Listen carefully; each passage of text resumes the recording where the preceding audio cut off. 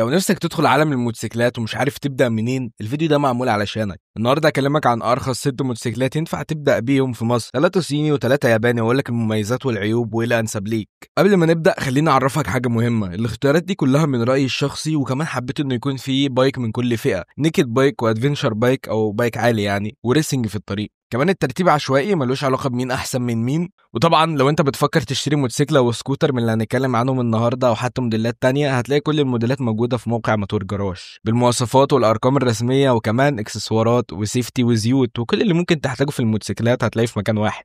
هسيب لك رابط الموقع في الديسكريبشن، وكود الخصم استعمله في الطريق هيفرق معاك جدا. قبل ما نبدا لازم تبقى عارف ان السوق دلوقتي في فتره صعبه، والموتوسيكلات الاقتصاديه المحترمه بتبدا من 60 و70 الف جنيه وانت طالع. فخلينا نبدا باول بايك.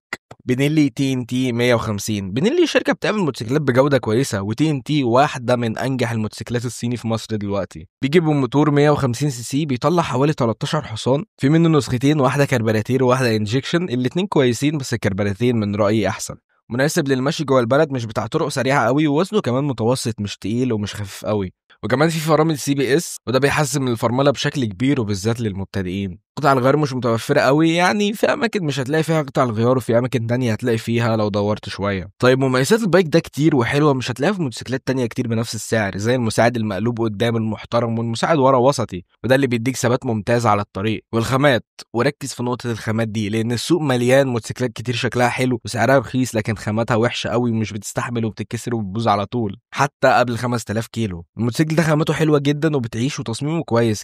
كمان في شاسيه قوي نسبيا، انبوبي مختلف عن اغلب الموتوسيكلات اللي سعرها قريب منه. سعره في السوق دلوقتي حوالي من 70 ل 75 الف جنيه، في الحدود دي. ممكن تلاقيه مستعمل ارخص من كده. نعلى شويه بالبادجت ونروح للهند، تحديدا عند التي في اس ار تي ار 200 سي سي. الموتوسيكل ده انا بحبه بشكل شخصي وجربته كتير وكان عندي، فخليني اقول لك اهم تفاصيله. اول حاجه الموتور 200 سي سي، تبريد زيت، ناعم جدا، 4 اسباب، بيطلع حوالي 20 حصان، وعزم بيوصل ل 18 نيوتن متر. ده اللي بيخلي الاداء مع وزن خفيف بيديك تجربه سواقه ممتعه جدا، سواء جوه البلد او على طرق سريعه. البايك ده حلو جدا في اي وقت، والباور ديليفري فيه ناعم، يعني مش هتحس بخشونه في الموتور وانت بتدوس. تاني حاجه جوده الموتوسيكل ده محترمه قوي بصراحه، خامات نضيفه وبيستحمل برضه، مش سهل ان حاجه تتكسر فيه. تالت حاجه الديزاين والراحه، شكله سبورت هجومي، تصميمه حلو بشكل عام، مع شاشه ديجيتال كامله فيها كل المعلومات اللي محتاجها. وكمان الموتوسيكل مناسب للاستخدام اليومي، مش هيتعبك في المشاوير الطويله. قطع الغيار موجوده بس مش في كل مكان برضه زي اغلب الموتوسيكلات دلوقتي. واخر حاجه سعره في السوق المصري دلوقتي حوالي 96 الف جنيه جديد،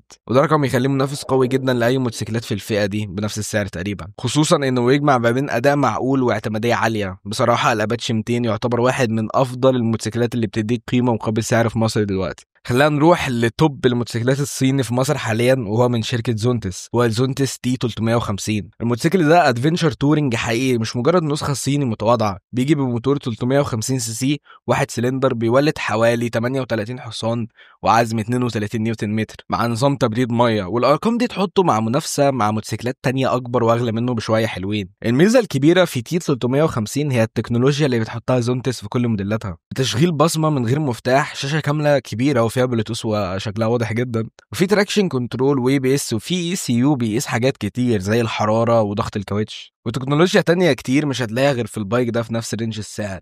من الناحية العملية الموتوسيكل مريح جدا للسفر لمسافات طويلة، ووزنه متوازن حوالي 196 كيلو، يعني سهل التحكم فيه مقارنة بباقي الادفنشر التانيين. اما من الناحية الجمالية التصميم حاد وحديث جدا، اقرب في شكله لموتوسيكلات كي تي ام الادفنشر او الجي اس من عند بي ام دبليو الصغيرة. ده بيخليه ملفت جدا على الطريق. الموتوسيكل ده فيه مميزات كتير جدا، محتاج تشوف له ريفيو كامل لو ناوي تشتريه، لان الكلام هنا مختصر حبتين. بالنسبه للسعر فسعره في مصر دلوقتي في السوق حوالي من 180 لحد 185 الف في الحدود دي، وممكن كمان مستعمل تلاقيه ارخص من كده. كده خلصنا الموتوسيكلات الصيني في الفيديو، بس برضو كان في شويه موتوسيكلات جديره بالذكر في الفئه دي بتقدم حاجات كويسه برضو، ودول بدايل الموتوسيكلات اللي لسه متكلمين عنهم. خليني اقول لك عليهم. اس واي ام ان اتش اكس 180 سي سي، بايك محترم جدا بينافس الاباتشي. واس واي ام ان اتش تي 180 سي سي برضو، ده اخوك كبير وده ادفنشر شبه الزونتس شويه. وتي في اس ار تي ار 160، الاخ الصغير للاباتشي 200، بس ده 160 سي سي وبينافس التي ان تي جدا. ممكن اكون نسيت بايك كويس تاني، فلو انت تعرف بايك كويس يستاهل قول لي في الكومنتات.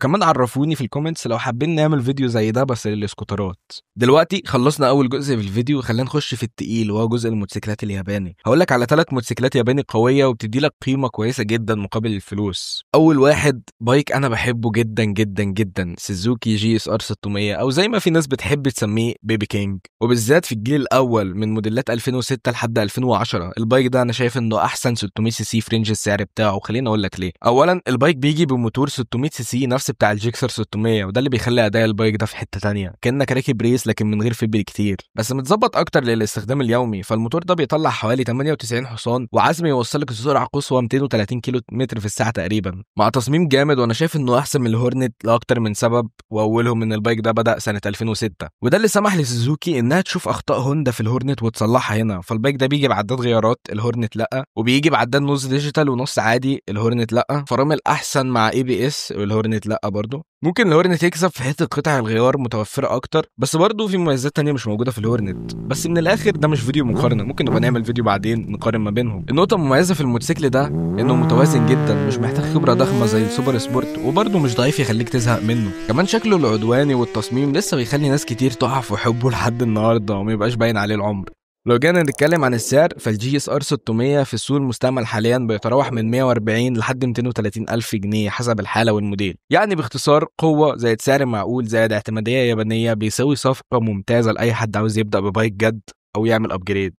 خش بعد كده على الريسنج والسرعه بجد، وطالما عاوز توفر وتبدا وتدخل عالم الموتوسيكلات الريس، فالحل هو هوندا سي بي ار 600 اف 4 اي. من اوائل الاسماء اللي هتيجي في دماغ اي حد عايز يدخل عالم ال 600 سي سي، وهي الهوندا الاف 4 اي. الموتوسيكل ده اتعمل ما بين 2001 لحد 2006 تقريبا، وكان نسخه محسنه من السي بي ار 600 اف، لكن حافظ على نفس السمعه. موتوسيكل متوازن جدا ما بين الاداء الرياضي والراحه اليوميه. الموتور 600 سي سي 4 سلندر بيطلع حوالي 110 حصان، ارقام يمكن مش ضخمه مقارنه بالحاجات الجديده، بس على وقتها كان وحش حقيقي. والاجمل ان الباور ديليفري بتاعه سلس جدا، يعني ينفع تركبه يوميا من غير ما تحس انك راكب وحش صغير صعب تسيطر عليه. الاف 4 اي كان محبوب جدا من شباب الكليات في امريكا واوروبا، واللي كانوا شايفينه كخطوه المثاليه الاولى بعد الموتوسيكلات الصغيره. وده مش بس علشان الاداء، لكن كمان عشان وضعيه الركوب المريحه مقارنه باي سبورت بايك تاني في نفس الفئه. غير كده الموتوسيكل اثبت نفسه جدا في الاستانت والشقلبه والحركات. كتير من اللي بيعملوا استعراضات رفع احصنه والحركات دي اغلبهم معاهم اف 4 اي، علشان قوته ووزنه المناسب وكمان اعتماديته العاليه جدا. واللي يميزه عن منافسينه وقتها انه كان مرن، ينفع تسافر بيه مسافات طويله، ينفع تروح بيه شغلك، ولما تحب تفتح جامد هتلاقيه جاهز يديك اداء رياضي محترم. ببساطه الاف 4 اي يعتبر السبب اللي خلى ناس كتير تقع في حب عائله السي بي ار، وعلشان كده لحد النهارده بيعتبر من اكتر الموديلات المحبوبه في السوق المستعمل. في السوق المستعمل حاليا بيتراوح سعره من 160 لحد 220 الف جنيه حسب الحاله والموديل. وكمان كنت عامل فيديو عن تاريخ الموتوسيكل ده تقدر تشوفه. بعد ما اتكلمنا عن سبورت بايكس وبايكات شبابيه، لازم نرجع للمدرسه القديمه ونبص على حاجه مختلفه شويه، الهوندا ترانس الب. الموتوسيكل ده ظهر في اواخر الثمانينات وكان معمول من الاساس عشان يكون صديق السفر والمغامره. الموتور في توين 2 سلندر على شكل حرف في بحجم 600 سي سي، وفي اجيال الجديده وصل ل 650 و700، بس ما علينا يعني. واللي بيقدم عزم محترم وناعم جدا في السواقه. الترانس الب